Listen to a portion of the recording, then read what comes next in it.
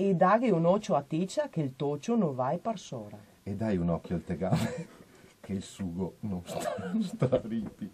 Los Massadores protagonisti questa mattina della programmazione di Radio Veneto 1. Fatto sta che abbiamo scelto la figura simbolica del Massador, aggiungendo l'os per renderlo un po' spagnoleggiante, perché Matteo dice che così è caliente e attira le donne.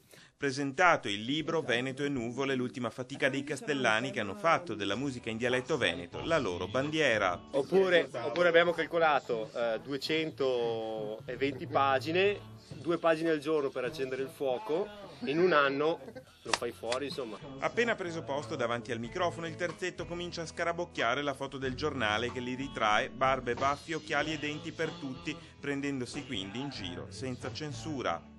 Sulla stessa pagina di giornale i ragazzi hanno anche scarabocchiato un cavallo. Guarda che è strano. Ti ho già fatto l'altra volta, lo disegno ancora. Veramente? Strano perché disegno solo qui.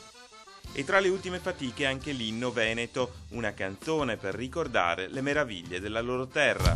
7 province va che be, mare coine va che be, Gondo e Meso a Venezia va che be, Rovigo. Noi siamo dei grandi attori presi così dal teatro classico. E ognuno farà la sua parte. Classico perché... e portati a... Cioè, noi suoniamo perché va bene, ma lasciamo come attori. Veneto, go prova ad andare via, ma quanta nostalgia.